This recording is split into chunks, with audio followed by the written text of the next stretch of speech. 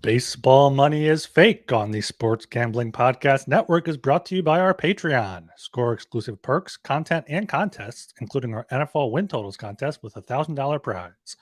Join today at sportsgamblingpodcast.com/Patreon. We're also brought to you by Underdog Fantasy. Underdog Fantasy is offering you a chance to win $15 million in prizes with Best Ball Mania 4. Use promo code SGPN at Underdog Fantasy for a 100% deposit bonus up to $100. And we're brought to you by DraftKings Sportsbook. Download the app now and use code SGP. New customers can score $200 in bonus bets instantly when they bet just $5 on any college football bet. Only on DraftKings Sportsbook with code SGP.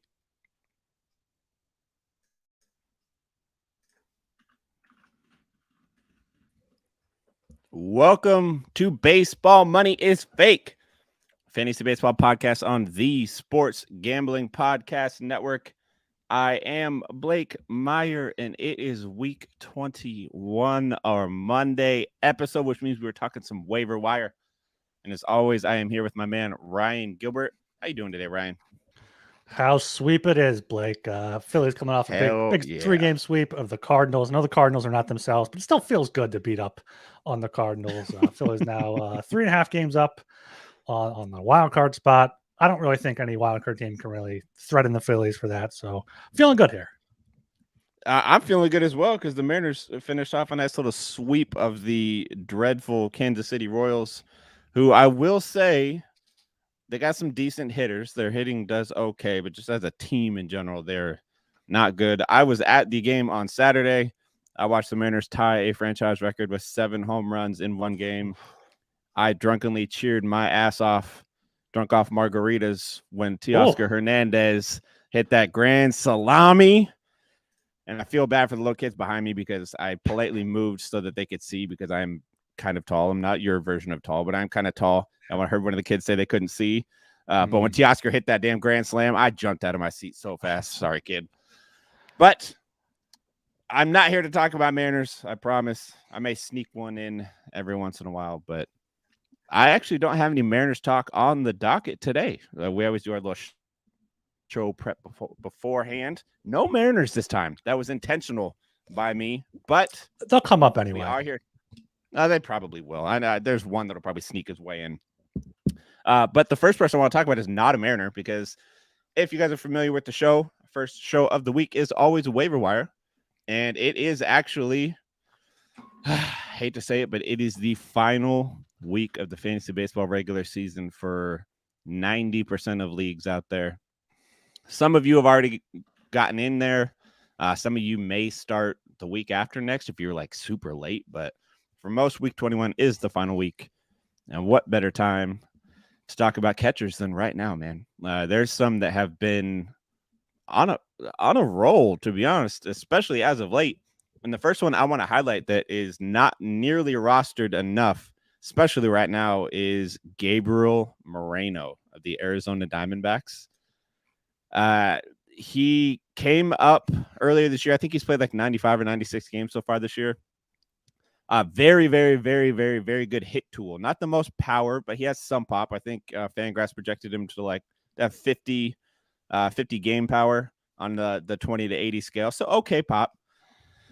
He struggled there for a little while, but his last 10 games, he's really turned it on. In those last 10 games, got 5 extra base hits, scored 8 runs, driven in 9, 12% strikeout rate, which is great for points leagues, and he's hitting over 300. He's doing kind of everything you want. Granted, he's hit 2 of his 5 home runs on the year in the last 10 games, so I wouldn't necessarily call it like a power surge, but he's making great contact, and he's making himself he's making a name for himself in the fantasy circles right now because he's doing so well. Is Moreno somebody you may be targeting for this last week heading into the playoffs or even in the playoffs? He wasn't, but now that I'm looking at his stats recently, I might be because, I texted you before I said I want to talk about catchers. Catcher is a very viable, very volatile position right now. You see top guys. Sean Murphy's been pretty bad. Some other top guys have not been up to snuff there. So you got to find somebody. And Moreno has been fantastic. He went on the IL due to some swelling in his shoulder. And since coming back, he's, August 13th, 11 games, 10 starts, hitting 350, OPS 981, 2 doubles, 1 triple, 2 homers in those 10 games. So yeah, he's hitting really well. And even going before that, since you know he had two hit games in July after the All-Star break before going on the IL. So Diamondbacks are, I think they're getting. Have they won a bunch in a row now? The Diamondbacks they've started to get kind of back into it. So Yeah, I they're think heating up. Moreno could be a good look there. He does bat lower in that order, 7, 8, 9, 7 or 8 usually it looks like. But you know what? If he keeps hitting like he does, you can see him moving on up. Yeah, we talk about that batting lower in the lineup thing as kind of a hindrance to some players.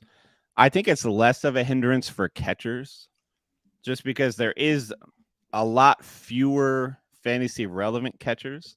And I know you were kind of streaming catchers at one point, and you talked about the strategy of streaming catchers. It's the only position in baseball outside of pitching that you could actually realistically stream. And so batting 7, 8, 9 in the order doesn't worry me as much with a catcher, especially one that is playing in such a good lineup like the Diamondbacks lineup they have, and one that is putting the bat on the ball like Moreno is, getting it in play, and actually putting up counting stats. To score 8 runs and drive in 9, batting that low in the order is excellent. Mm-hmm. So if he can continue that, I did my weekly planner for Fantasy Pros. This is a great week of matchups for Arizona. And I think people either trying to solidify their lineup for the playoffs, because I think the following week is pretty good for Arizona as well. People trying to solidify the lineup for the playoffs, or even if you're looking for like a Hail Mary last ditch effort to try and give you a one up in your matchup to like winning your in type scenario, Moreno could be the guy you're looking for. Yeah, and then sticking right out there in the NL West, going down to the Rockies, Elias Diaz is somebody I've been looking at. We talked about the Coors Field impact there. They're home this week for 6 games, I believe, against the Braves, and then someone else, and they're home in 2 weeks, I believe, which is the semifinal for most leagues, I would imagine. Mm-hmm. He's been great this season. 13 home runs on the year, hitting on base 323, hitting 274. So he's been solid past 14 days, 2 home runs, hitting 351. Now, like I said, they are back home at Coors Field. He's hitting 3-4-5 in that lineup. I mean, it's not a good lineup, but you're gonna get these at bats. You're gonna have runs scored at Coors Field. Yeah, especially for somebody like Elias Diaz, who I was in on him at the beginning of the year, and I kind of have been throughout the whole year. He's kind of an Ezekiel Tovar-esque type season to me. I know they're teammates, and that just is coincidental. Somebody that I had very high hopes for, and he kind of didn't pan out in the beginning of the year, but he figured it out as the year went on. And while the season isn't going to end with like these otherworldly numbers for him, he's had a consistent like 3.5 months of good output from the catcher position.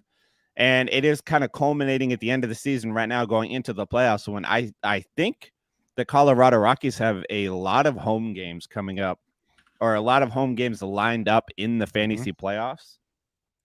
And yeah, Diaz in his last 6 games, he pinch hit in 2 other games outside of that. But in those 6 games, he's batting .464 with an 18% walk rate, 11 RBI, and 4 extra base hits. He even stole a little base in the end there as well.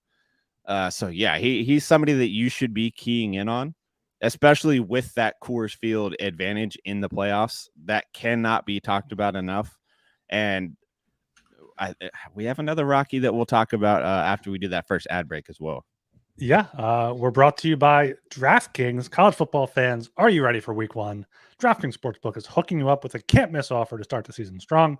This week, new customers can bet just $5 on college football and score $200 in bonus bets instantly. Anything can happen in college football. Your team can go from unranked to dynasty mode in just a couple of years. Change comes fast. The only thing that's a lock is the great offers from DraftKings Sportsbook. Life's more fun when you're in on the action. Download the DraftKings Sportsbook app now and use code SGP. New customers can score $200 in bonus bets instantly when they bet just $5 on college football. Only on DraftKings Sportsbook with code SGP. The crown is yours. Gambling problem? Call 1-800-GAMBLER. See DraftKings.com/sportsbook for details and state-specific responsible gambling resources. Bonus bets expire 7 days after issuance. Eligibility and deposit restrictions apply. Terms at sportsbook.draftkings.com/football terms.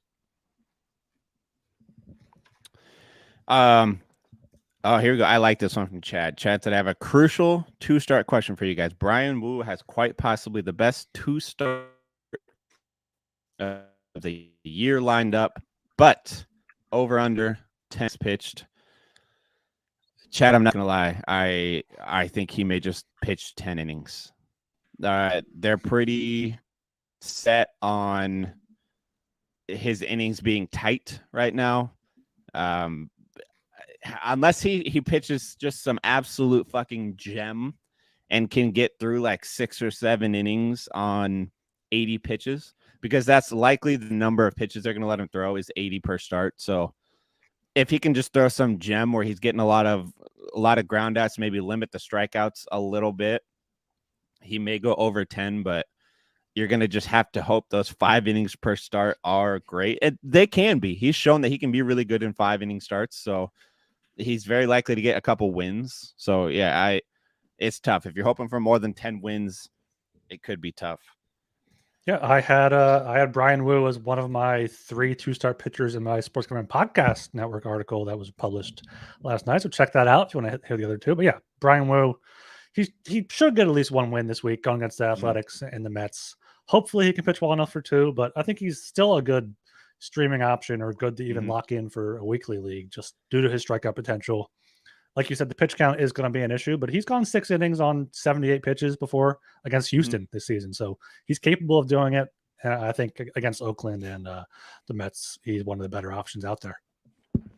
And also one of the better options out there on the waiver wire. I swear 111 episodes in, I'm getting better at these transitions every week. One of the better waiver wire options would be Hunter Goodman of the Colorado Rockies. Was recently called up. He's got 1 major league game under his belt now. Very successful major league game. So I dug into his numbers quite a bit and his hitting profile. He is a very pull-heavy fly ball hitter with a line drive rate hovering right under 20% for his minor league career. But the dude absolutely rakes. This year in 106 minor league games, he has 64 extra base hits and 111 RBI.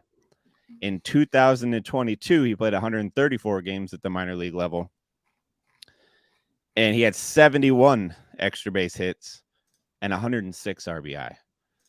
Now, those are big numbers. It kind of reminds me of like a Matt Mervis kind of. And we did kind of warn you guys that Matt Mervis's profile was a very hyper aggressive at the plate, works in the minor leagues, has great power type of hitter, but could struggle at the major league level, which is what happened. The big difference for me between like a Matt Mervis and a Hunter Goodman is the fact that Hunter Goodman plays his home games at Coors Field. So if you are going to have that crazy power, he barreled a ball. He went 2 for 4 in his debut, barreled up a ball, 96 mile an hour average exit velocity, looked great. You can be that style player at Coors Field because when you get into a ball at Coors, that thing's gonna fucking fly, especially if you're a pull hitting fly ball hitter. So I like him a lot. The caveat with him is he plays a few different positions. They brought him up. He's going to kind of rotate between first base, catcher, and the corner outfield spots. Now on CBS and ESPN, he's only first base eligible. And on Yahoo, he's only catcher eligible. There's not really enough games left in the season for him to gain multi-position eligibility, at least not on ESPN. I think Yahoo might be 5 games played to gain a new eligibility. I think ESPN's 10. I think it's 5 starts or 10 appearances, something like that. Okay, it might just be ESPN's 5. 10. ESPN's 10 starts, I think, which isn't. There's not really enough time for him to be multi-position eligible this year, but he could be next year. But he's somebody that I'm keyed in on right now. How are you feeling about him going into the the playoffs, Ryan. Yeah, I hadn't heard of him until you mentioned him today. I didn't know he plays for the Rockies, but obviously playing for the Rockies at Coors Field and having catcher eligibility for Yahoo is someone that I'm going to be looking at, and you should be looking at too. If you're in like even the deepest of leagues, he should be available. 2% rostered, like Blake said, he had fantastic minor league numbers this season. What's really encouraging is that he was called up from Double A to Triple A about 3 weeks ago, and he just just blew through Triple A. He had 9 home runs in 15 games, 33 RBIs, 17 strikeouts is obviously the thing to look at there. 23 hits, 17 strikeouts. So hit 371. I know going up to the major leagues is not going to be an easy task, especially against the Braves here to start the week. But yeah, the Rockies are home this week.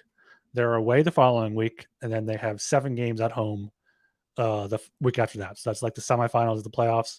And then if your league counts the last week of the season, they're home the last week of the season too. They have a doubleheader on that Tuesday, and then they're home every day after that through the Sunday. So he is someone that, maybe pick him up now, see what happens, see if this power surge can continue to help you now. And if that happens to be the case, he's going to be one of these guys to kind of ride out the rest of the season. Yeah. One more quick little note from his minor league numbers. I think his fucking numbers are ridiculous. He's played 262 minor league games. In those 262 games, he's batting 280 with a 924 OPS and 235 RBI. That's ridiculous. Those are actual video game type numbers. But again, we have seen video game type numbers before. Matt Mervis obviously has a great minor league track record. Christian Encarnacion Strand had literal video game numbers. Yeah. Neither one of those guys have done a ton at the major league level. So we'll see how it goes. But again, neither one of them plays at Coors Field, although Encarnacion Strand does play at Great American Ballpark, which is pretty fucking close to Coors Field. So yeah, Hunter Goodman, if he's available in your league and you're looking for somebody, if you're looking for a corner infielder in an ESPN or CBS league, or you're looking for a catcher, I might like Hunter Goodman more than Gabriel Moreno in the Yahoo league right now. I am gonna wait for more than one game major league sample size. Like, don't go out and rush to pick him up right now. But like, if he has a good few days here, yeah, pick him up. Especially if you need a catcher in Yahoo, or if, like you said, if you need a first baseman, util man in a 12-team or deeper league, there's definitely. You can pick up someone like, Andrew Benintendi, you know what he is, or you can pick up like this, a lottery ticket type player that has been killing the ball all season long, no matter what level he's at. But he was, I think, the Rockies like 11th best prospect, so he's not a great prospect, but sometimes these guys come up and can hit. Oh, my question for you, just thought of it. At this point of the year, do lottery ticket type players become more of an option for you? Do you think that's more of a winning strategy, or do you think now is the time that starts to get riskier? No, I think, it depends where you're at. If I'm near first place in all my leagues, so I'm speaking from like a point of strength. But let's say you're on the playoff bubble. You don't want to rush out and pick up this guy, or the guy we'll be talking about in a little bit. If you have to think about, okay, what do I have to lose by picking this guy up, and who am I dropping? And if you potentially are going to lose a playoff spot, don't do that. But if you're securely in a playoff spot, you might lose. Your team might take a little bit of a hit, but you have like so much potential with that player. I think as the season shortens, a player can get hot for 2 weeks, and that's half the rest of the season. So yeah, you have to be able to identify players like this that have the tools, have been doing it, and hopefully can get hot for a week, and they can be league winners, as you love to say. You finally said it. Another guy that has been a league winner as of late, not really, but it's another catcher. I promise the whole episode's not catchers, but there is some solid catcher talking here. I thought about just doing a whole catcher episode. We could have at this point. Shea Langelier of the Oakland Athletics, in his last 12 games. Well, first of all, I'd like to preface this by saying he's one of those Oakland guys whose batting average sucks, but he's got a little power and can get into the ball every once in a while. But lately, he's kind of changed that narrative a little bit. On his last 12 games, he's hitting 268, just a 21% strikeout rate, 11% walk rate, 4 home runs, 7 RBI. And he also stole a couple bases. So he's actually doing a little bit of everything. And for somebody like Langley, is it Langoliers? Shea, just call him Shea, for Oakland. I mean, hitting 268 is actually a good number, like for somebody like him, because he has actual pop. He has legitimate home run power, like many of those athletics hitters do. And so to see him actually get the bat on the ball a little more, I think when I was doing my research, he's taking a few more pitches and he's making a lot better zone contact, which is great to see from somebody like him. That points towards actual progression rather than just a lucky 2-week stretch or whatever. So to see him make better contact and to still have that same power, the 4 home runs is great. He had 2 home runs and 4 RBI on the 24th. So he's a sneaky pickup in like a 2-catcher league, 12-team or deeper league where you need somebody that can fill in the gaps for a little bit. Great player, and there is sneaky upside there going into the playoffs. Yeah, it's weird with Shea here because looking at his baseball savant numbers, his barrel rate is in the 72nd percentile, I think 11%, which is pretty good. League average is 6.9, but his expected batting average is 204, bottom 3rd% of the league. Expected WOBA is 283, bottom 8% of the league. So he's making decent contact, but it's not like you're not seeing that at all in the even expected stuff. So I wonder what there is in the numbers, but yeah, he's been hot recently. I think he's one of these guys that can potentially go on a tear, but it is worth noting that like this recent tear has come against the Royals and against the White Sox. So he's probably be the lowest guy on my list of the catchers we talked about so far. But you know, if he has the potential to keep it up, but yeah, I don't think he's someone that I would go to look to pick up. Okay, now shifting from, we are also brought to you by Underdog Fantasy. August is almost over. Time is running out for you to draft your fantasy football team on Underdog Fantasy. Get championship ready for your home league by trying out Best Ball on Underdog Fantasy. Just one live snake draft, no waivers, no trades. You set it, forget it, and Underdog does the rest. Try it out with Underdog's Best Ball Mania tournament, the largest fantasy football contest of all time, with $15 million of total prizes up for grabs, including $3 million going to the winner. The time is now. The last day to draft your fantasy football team is September 7th. So visit underdogfantasy.com or find them in the App Store and sign up with promo code SGPN to get your first deposit doubled up to $100. That's Underdog Fantasy, promo code SGPN. Concerned with your play? Call 1-800-GAMBLER. And make sure to check out the SGP Patreon. Sign up for the Patreon to get access to exclusive contests, including the NFL Win Totals contest with a $1,000 first place prize. This week's Patreon pick'em is a Week 1 college football. The Patreon is a great way to support the network and fight back against corporate gambling. sportsgamblingpodcast.com/Patreon. That's sportsgamblingpodcast.com/Patreon. All right. Shifting gears to the outfield now. Somebody that caught my eye in the Mariners series that then made me look up his kind of game logs recently, and I saw some fantasy value there, enough to put him in my article over at Fantasy Pros. Kyle Isbell for the Kansas City Royals, playing center field. First of all, the dude catches fucking everything. Like he is a great defensive center fielder. It hurts my heart to say that. Not really anymore because we're done playing Kansas City. So I can say that now. He's a great center fielder. That dude plays some good defense. Now, he doesn't have a lot of pop, so you're not going to get some good home run numbers for him, but he is somebody that I like very much in points leagues right now. Since the 7th, I think it's like 13 games or something, like 15 games, somewhere right around there. He's hitting .308 with a 14% strikeout rate, scored 9 runs, drove in 11. He's got 5 extra base hits and a couple stolen bases. So he's doing a little bit of everything, like an actual little bit of everything, not striking out a ton, and he's getting on base. He hits at the bottom of that Royals lineup, which does hinder his value a little because he is an outfielder. But if you are looking for a plug and play guy right now in a points league, I think he is great. There's a lot worse options out there. And Isbell has kind of always had a good hit tool. So this isn't like necessarily a crazy jump. He's not going to be a 300 hitter for his career, so don't get that twisted. But he does have the ability to do this. He can be a great doubles hitter. He has enough speed to steal a handful of bases.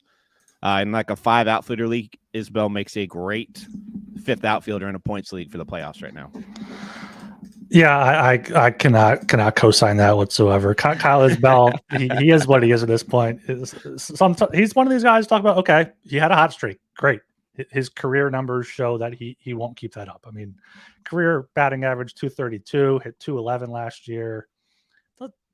Had 9 stolen bases last year, only 6 this year. I thought he had more speed. I thought he would have had at least double-digit steals. But yeah, Kyle Isbell, I mean, 1% roster, I think I saw. So if you're in like 15 teams with 5 outfitters, maybe. But I think outside of that, you should have better options, including one guy I threw out earlier, Andrew Benintendi. We shit on him all the time. We're like, oh, you're not going to be excited about having Andrew Benintendi on your team. But he's hitting second for a White Sox team that still has some talented players. Tim Anderson, Luis Robert Jr., Eloy Jimenez have some talent. And Benintendi, I don't know his contract situation, but it seems like he's still 29. It feels like he's like a 35-year-old veteran at this point, but he's still in his prime. He's hitting for average. He's let me get his recent numbers up here. Numbers for August. He's hitting 261, 3 home runs, 1 stolen base, 4 doubles, but he's better recently. I think he's someone only 39% roster that, I'd probably have my eye on a bit more if he were to be available. True. I mean, when you're a guy like Benintendi that is just a super boring baseball player, you tend to give off the "I'm way older than I really am" vibe. And I don't think that's ever going to go away. He's always going to be.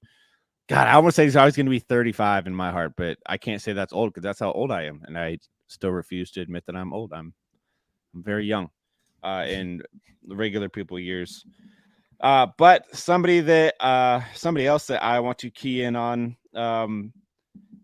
I will say in this line of work, there are times where you want to be reactionary when players get called up, and there's other times where you want to wait to kind of formulate more of an opinion on them. That is me with Parker Meadows of Detroit. He got called up recently. I've seen a few people talk about him. He had a great start to the year, but I wasn't quite sure how I felt about him. And I don't really like to talk about people on the podcast that I don't have like a real feel for of some like one way or the other. Because I want to try and give you guys like the best opinion I can. But I think I'm falling in love with Parker Meadows, and I mean that in the most platonic way I can say it. He's 20 at bats so far. He's already got a double, triple, and home run, hitting 300, stole the base, OPS over 1,000. There's a lot to like there. I mean, even at the minor league level, he was a 19 home run, 19 stolen base guy this year. I think he had like 7 triples and 27 doubles. Also, great. Last year, kind of the same thing, 6 triples. I think he had like 20 home runs overall, or 21 home runs overall, 21 doubles, 16 stolen bases.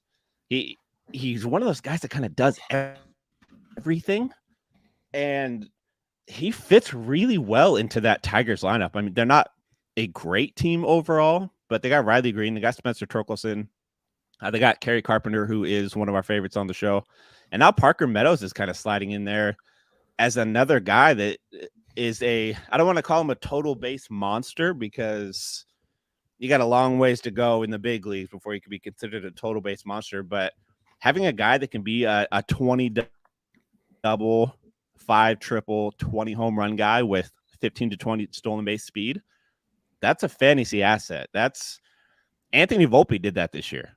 That's the kind of year Anthony Volpe is having. But this isn't Anthony Volpe. It's Parker Meadows of the Detroit Tigers. Very low roster rate. I think a lot of people are doing the same thing, kind of waiting it out to see how they felt. But I think Parker Meadows is pretty safe to be picked up in 12-team or deeper leagues right now.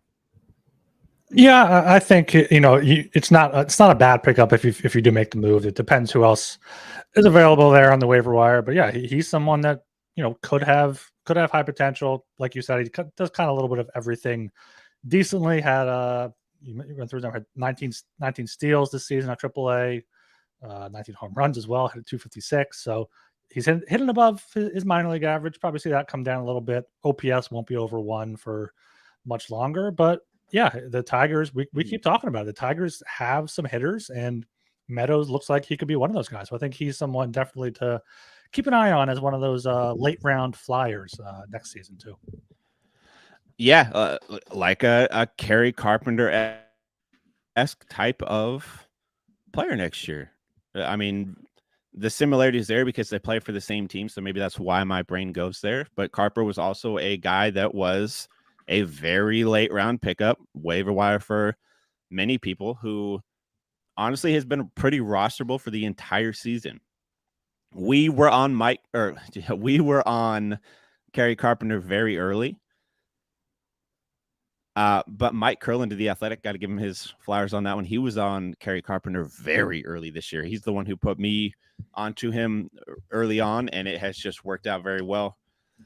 Got to give a shout out to the friend of the program. We got to have him back on this year, maybe in the off season or something. I don't think he's doing football this year. I think he's mainly just sticking with baseball. We'll have to have him back on. But I have another guy that I want to talk about as well. Fresh call up for those of you that are in the live checking us out right now. Excuse me on the pronunciation, but Ceddanne Rafaela of the Boston Red Sox. I'm excited about that because I did pull a pretty solid first Bowman Mojo refactor of his in a break a little while ago.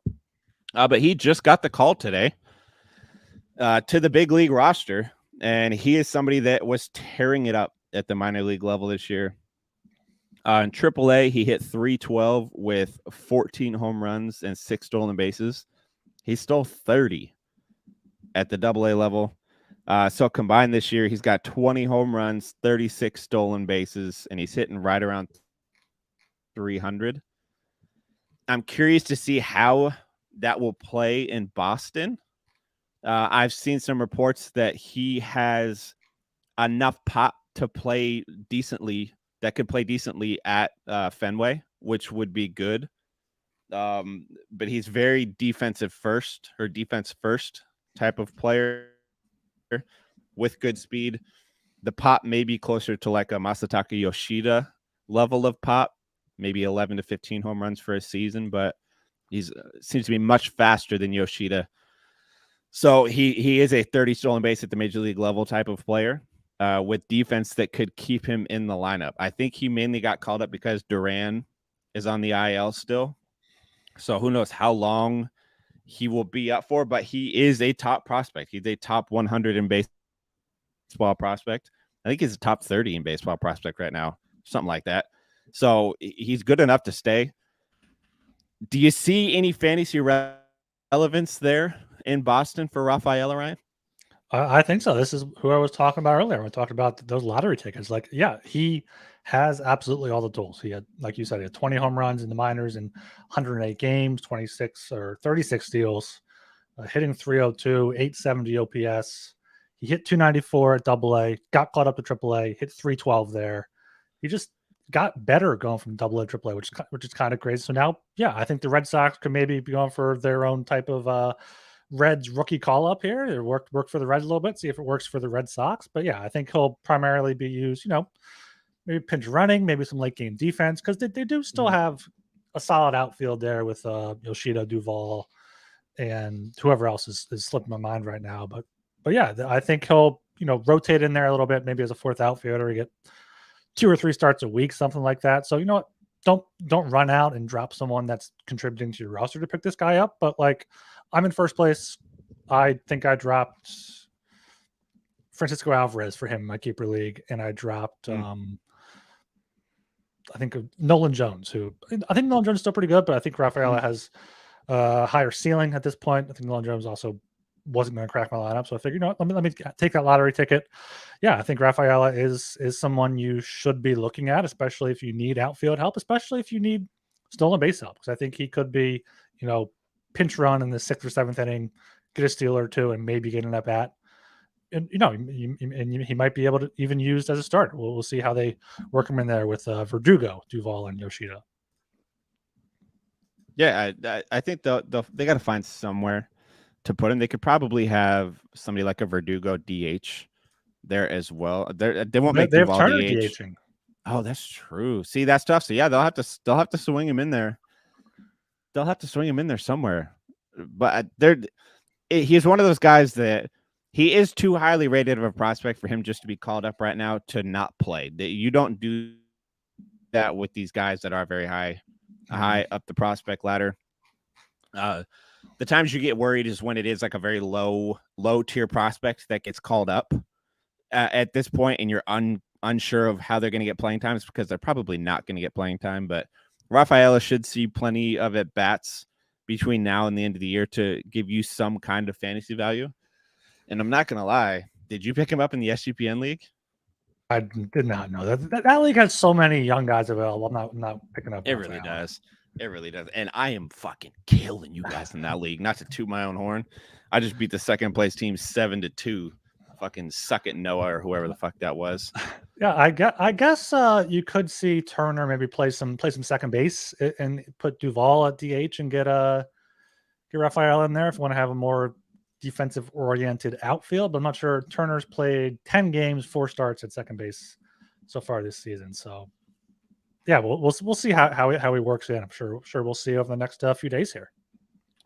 Oh, and a little breaking fantasy baseball news as I go to set my lineup while we're recording this, which I don't normally do. But Ozzy Albies activated off the 10-day injured list. He is starting tonight for the Atlanta Braves, so he will be going back into my starting lineup because he was on my bench. But other than that, make sure you guys are following us on all of our socials. Hit like and subscribe on YouTube if you are on there. That may not seem like much to you guys, but that actually goes a very long way to helping us continue to grow as we get into the dog days of fantasy baseball. If you're listening on the podcast feed, if you could hit like, follow, 5-star rating and review, again, that also helps us a ton. We're on like 25 or 30 different podcast platforms at this point. We're freaking everywhere. And all of our socials, you can find us on YouTube, Twitch, Instagram, TikTok at Fake Baseball Money. You can find us on Facebook. Baseball Money is Fake. Just look that up on Facebook. We got a whole Facebook page. We go live there on every episode. Shout out to everybody watching us on Facebook. And you can catch us on Twitter at Fake Baseball. And you can catch me there as well at Bulake, BUHHLOCKAYE. And you can follow me on Twitter at RGilbertSOP. And we'll catch you guys next time. See ya.